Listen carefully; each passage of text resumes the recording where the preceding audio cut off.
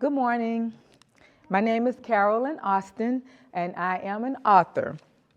So I'll start by introducing you all to my books. I have written 3 books: Prayers of My Mother, Don't Eat Your Vomit, /Purge, and my pending book, Insanity, A Complex Love Story.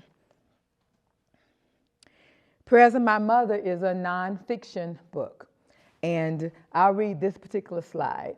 It introduces powerful scriptures, shares relatable and poignant anecdotes, and includes edifying prayers. It depicts how the same flaws, mistakes, and regrets that we experience today were also experienced by people during biblical times, and that the same parallel choices, rewards, and consequences still apply. So the background of Prayers of My Mother, I had a friend who was going through a really bad divorce, and she wanted my mom to pray with her. But my mom had Alzheimer's, so she couldn't do it. So I volunteered in her stead. So I would let my friend vent to me all day about whatever was going on, then I would send her a text message prayer. Well, that text message prayer evolved to an email prayer, and people, acquaintances, family said, send that to me, send that to me. And then the prayer share was born. So Prayer Share will be 11 years in January 2025. And I have about 90 recipients.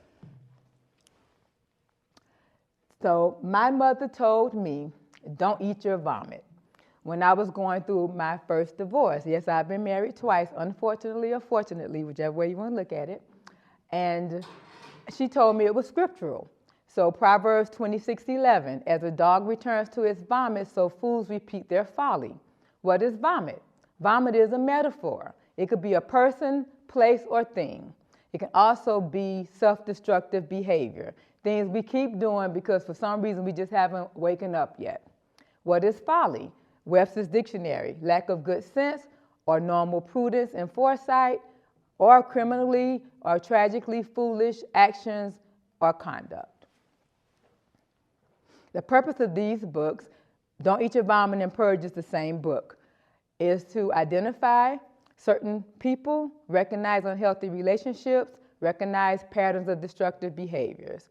You will vicariously learn to deflect or cope with the consequences of returning to or not returning to those same people, relationships, or patterns of destructive behavior. And I said vicariously because it is a memoir. Recognizing your vomit or the need to purge.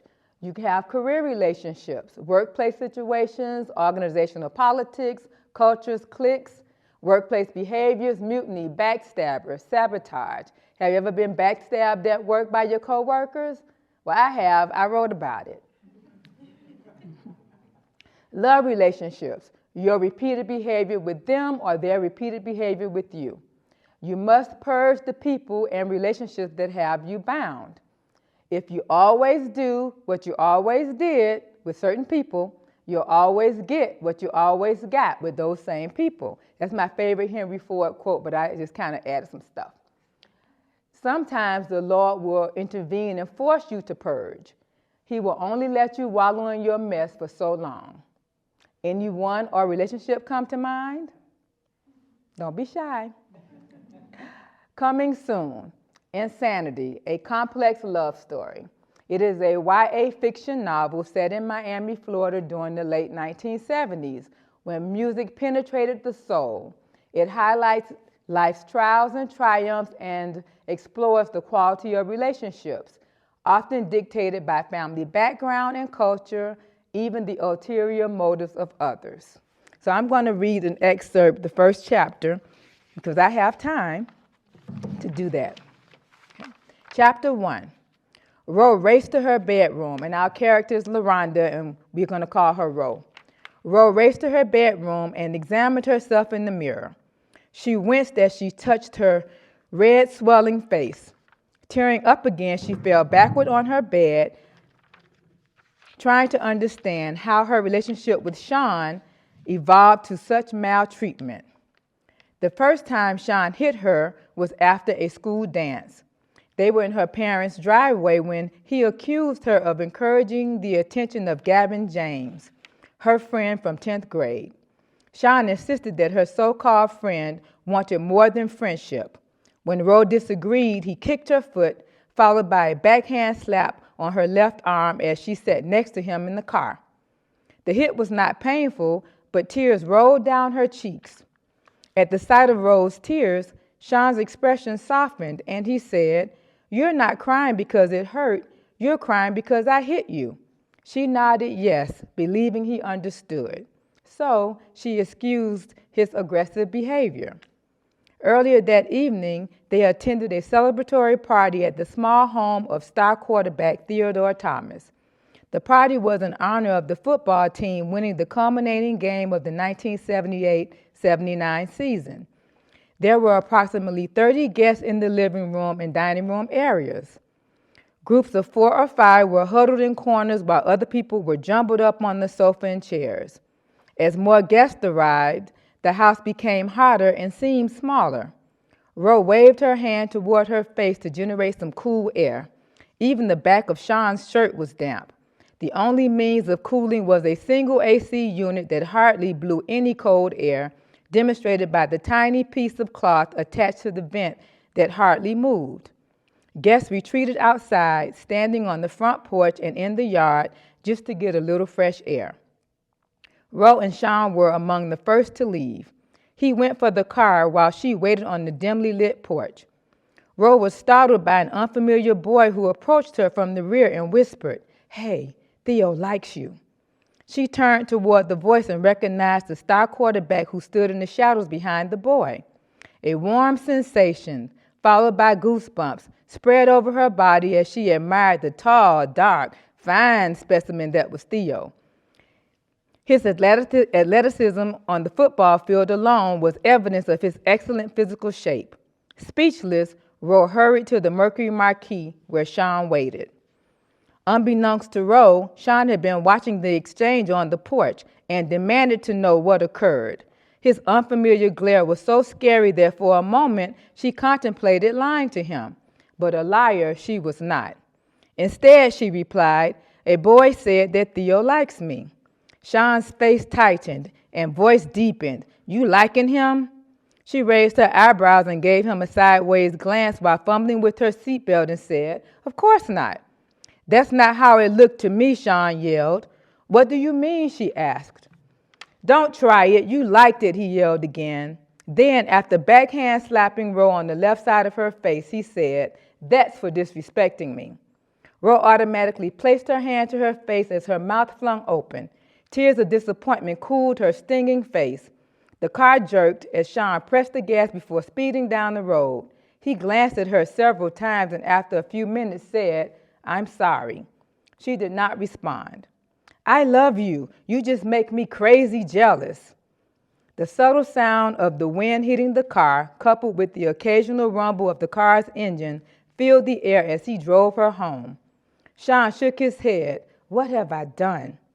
Ro's tears continued to fall as she stared at him sitting on the opposite end of the front seat. He avoided her gaze. She consciously widened the gap between them until she leaned against the passenger side door. Sean finally pulled into her parents' driveway. Ro sighed as she opened the car door, got out, and closed the door softly behind her. She crept to the front door of her home while wiping her face with her hands. Ro entered to see her mother, Margot, sitting in the living room. She turned her head to the right to obscure her reddening left cheek. Margot looked above her black-rimmed glasses and smiled. Ro managed to smile while making a beeline past her mother and heading straight for her bedroom. Margot frowned, calling out, "Hey, did you have a good time?" Ro mumbled, "Uh-huh," without breaking her stride. So these are the books. Purge, Don't Eat Your Vomit is the same book. I put a different cover on Don't Eat Your Vomit because people were like, "Ugh, why'd you name it that? I don't understand." People just couldn't get that vomit was a metaphor. So it has 2 different covers, but it's the same stories. Then Prayers of My Mother is a devotional, scriptures, short stories, and prayers.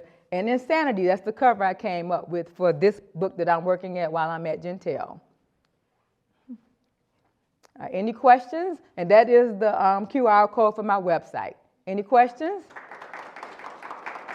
How did you, oh, go ahead. Sorry. No, you raised your Mm-hmm.